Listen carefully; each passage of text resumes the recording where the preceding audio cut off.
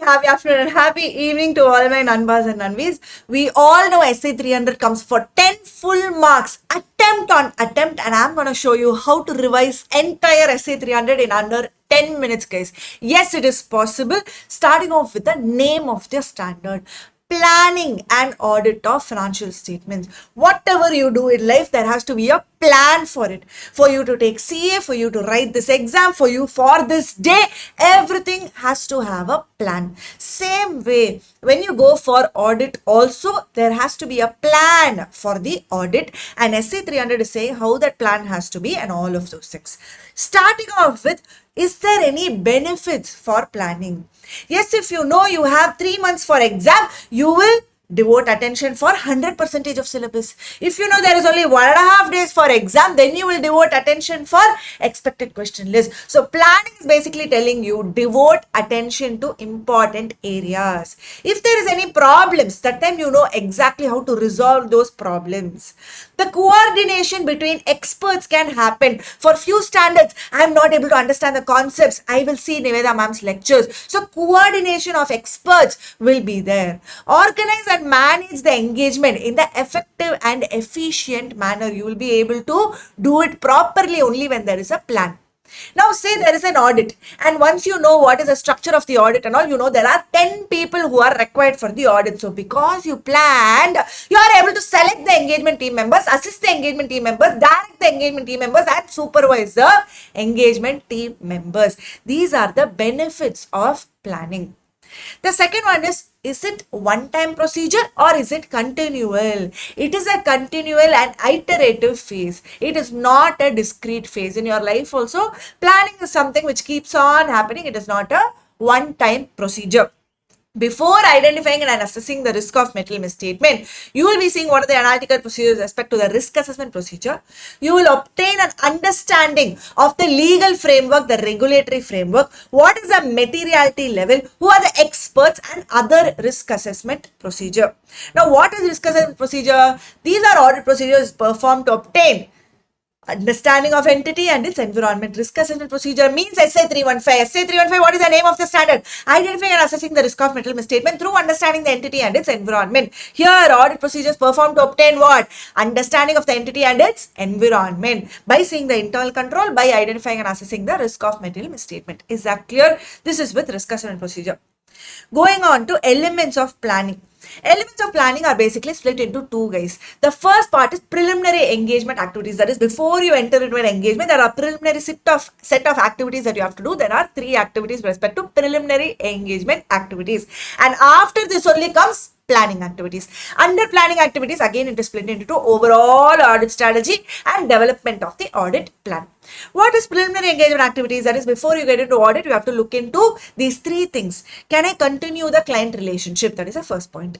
What are the ethical requirements which I'm supposed to have? Am I independent? Is there any threat to independence? All of these things are ethical requirements. Understanding the terms of the engagement. Continuance of client relationship, ethical requirements, understanding of terms. These 3 are what? Preliminary engagement activities. For ethical requirements, I told you will be seeing whether you're independent, whether there are threats to the independence. When you see threats to independence, you will be seeing, is there any breach? Am I able to identify any breach? If there is a breach, I have to take action, and that is the third point. How will I take action? I will either reduce the threat or I will eliminate the threat. If I am not able to do both, I will withdraw from the engagement. These 3 are for ethical requirements under preliminary engagement activities. I hope you understand. Preliminary engagement activity, 3 activity: continuance of client relationship, ethical requirements, and understanding of terms. Under ethical requirements, what are the threats to independence? See the identified breaches and take the action. Action can be to reduce the threat or eliminate the threat or withdraw from the engagement. For planning activities, I told you it is split into 2: overall audit strategy and developing an audit plan. Overall audit strategy is the broad approach. I have 3 months to the exam. Okay, now I know that I have 3 subjects to study for one group. Under 3 subjects, there are about 100 hours each for each of the subjects. This is overall audit strategy. a broad approach. Now, based on this, I am going to develop the audit plan. Now, this overall audit strategy is going to tell me the scope of the audit. How much is there? What is the timing? Oh, I have 3 months. And what is the direction for this 3 months? No phones, no nanbis. That direction is set by the overall audit strategy. But the pathway, development of audit plan, that is today what I have to study. That is the second part. Are you able to understand? The broad approach is overall audit strategy. Development of audit plan is the second part. For overall audit strategy, there are 5 points. We'll come to that a little later. For development of audit plan, there are 3 points you have to remember. Net of RAP, net of FAP, and OAP. What is this, ma'am? What language are you talking? Net of RAP is basically nature, extent, and timing of risk assessment procedure. Net of FAP is basically nature, extent, and timing of further audit procedure. OAP is other audit procedure. That is net of RAP, net of FAP, and OAP. That is under development of audit plan. I told you overall audit strategy, there are 5 points that you have to remember. Identify the characteristics of the engagement that define the scope. The reporting objectives of the engagement to plan the timing of the audit and the nature of communication. The factors which are important for directing engagement team efforts. What are the results of the preliminary engagement activities or any other activities? Nature, extent, and timing of resources. These 5 are for overall audit strategy. This is basically telling you the scope. This is basically giving you the direction and the timing of your audit. What are the characteristics of engagement that defines the scope? Now, about the engagement, you have to talk. What is the nature of business? What is the applicable financial reporting framework? Is there any industry-specific reporting requirements? Can you use the audit evidence which you obtained from previous audits? These 4 points you will be writing for characteristics of engagement that define the scope. The second one is, what are the reporting objectives to plan the timing of the audit and nature of communication? Now here itself they're talking about timing of audit and nature of communication, yes or no? So the communication must happen between the management and the auditor. The communication must also happen between the audit team. Now if you understand this communication part, 3 points are already over, because you will be discussing with the management the expected type of report, expected timing of the report. You will be discussing with the management the expected communications between the management and you. Let us have a monthly meeting. Let us have a weekly meeting. That is expected communication. Nature and timing of communication between the audit team itself. Now, these 3 points are with respect to the communication. Entities timetable for reporting. Organization meeting the nature, extent, and timing of the audit work with the management. So these 2 are with respect to the timing. The last 3 are with respect to the communication. This is reporting objectives to plan the timing and nature of communication. The third point, factors important for directing engagement team effort. There are only 2 points you have to remember here for directing engagement team effort. Volume of transaction and change. That's it. The volume of transaction is going to tell you how you will direct your engagement team efforts. If there is any changes in industry regulation, changes in financial reporting framework, changes in legal environment, it is going to tell you how you're going to direct your engagement team effort. Results of preliminary engagement activity or other engagement, whether it is relevant. Previous audit, you found there is an internal control and there is a deficiency in internal control. Will it be relevant for this time? Yes, of course it will be relevant.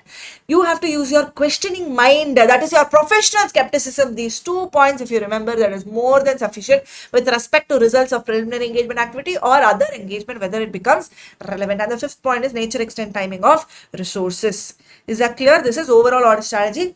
Characteristics of engagement that define the scope. Reporting objectives of engagement to plan the timing of audit, 2 points. Nature of communication, 3 points. Factors important for directing engagement team efforts, actually 4 points, but we have made it into 2 points. Results of preliminary engagement activities or other engagement, whether it is relevant, only 2 points. Nature, extent, timing of resources. Easy. Very, very easy. The next question is, what are the factors which is going to direct, supervise, and review the engagement team?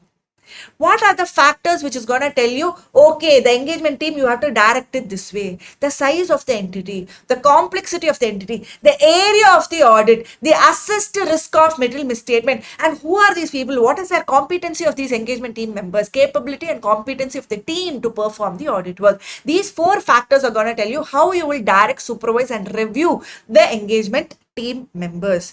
Before I go to audit program, what is documentation that you have to do as per SA 300? You have to document the overall audit strategy.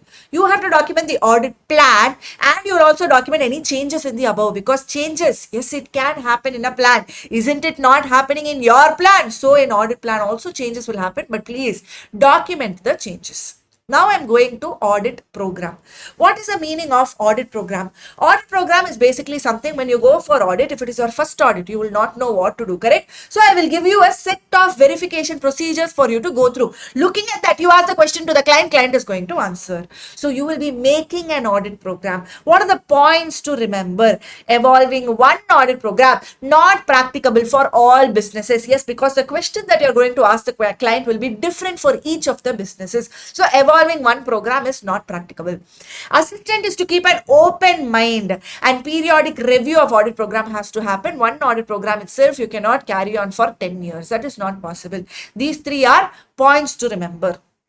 How you will construct an audit program. You have to stay within the scope and limitation. Always an audit program has to be in written format. What is the evidence available and identify the best evidence. Apply only the steps which are useful in accomplishing the verification procedure. What is the objective of the audit? Please see that, and then only you construct the audit program. Consider all the possibilities of error and what are the coordinations of the procedures to be applied to related items. So all these points you have to consider when you're constructing an audit program. So when you are at the top level, say your assistant is going for the job, she doesn't know what to ask. So at that time you will construct an audit program and will give it to the assistant, and she will ask those verification procedures to the client. Designed to get audit evidence. The audit program is basically designed to get the audit evidence. Now, how will you get the audit evidence? By way of documentary examination, physical examination, statement and explanation from management and employees by doing arithmetical calculation, internal control and internal check, minutes, subsidiary and memorandum records, interrelated of accounting data. So all of these things is going to give you audit evidence, and the audit program is basically to give you the audit evidence. Is there any advantages and disadvantages of audit evidence? First, we'll finish off the disadvantages. Now, I'm going to frame the questions and I'm going to give it to you. Isn't it rigid? Isn't it inflexible? You are only going to do as per the questions and put tick, tick, tick. It is a mechanical job. Yes. Now, if you don't know anything, I will still not know whether you know or don't know, because you are going to ask questions only. That's it. You're going to see the questions and ask. So inefficient assistance may take shelter under this program. If you are enterprising, it kills the initiative of enterprising people, because you are only going to follow this rigid method. It is inflexible, but still it has lots of advantages. There is clear set of instructions as to what you have to ask, when you have to ask. It is essential for major audits. When you do the audit program, this itself is like a planning document. You will be able to select your assistants for the job. It is a properly framed program. When someone puts their signature there that they have done the job, that means an assistant is accepting responsibility. And whoever makes a mistake, they will be able to identify, trace back the mistake to the person who's making the mistake. I will be able to do that only if I have a audit program. The principal sitting somewhere, they will be able to control the progress of the audit, because they can also have access to the software of this audit program to see, okay, this person has signed at this time, okay, she has gone to the work. A principal will be able to control the progress. This audit program guides for the succeeding year also. It is an evidence for negligence. This is audit program, guys. 10 minutes we have completed. I will show you a sample audit program. This is a sample audit program, guys. If they ask you to construct an audit program, this is how you will start. What is the name of the concern? If they have given that in the question, please mention the name of the concern. What is the financial year? Prepared by whom? Reviewed by whom? Approved by whom? And then comes table, serial number. What is the nature of the procedure? What is the extent of check? Are you able to do 100%, 50%, 25% only? What is the basis of sample, statistical, random number table is, whatever. What is the basis of you collecting the sample? It is done by whom? The signature of the person who has done it. So this is how a sample audit program will look. I wanted to show that also because they can ask you. Sometimes in the exam, they will also ask like this. The nature of procedure when they are asking, here I've just put like this. They can combine a question from items of FS. They will say, prepare an audit program for testing purchases, for testing sales. Then for sales point, you will write 4 or 5 points as to what are the audit procedures that you will do. So like that also they can ask the question. So be prepared for anything, guys. SA 300, 10 full marks if it comes in the exam. I want you to get, and that is the reason why we did this in 10 minutes, approximately 10 minutes. We completed the entire 10 marks chapter, guys. I hope it was useful for you for your last minute revision. All the very best, guys. Do your exam really well.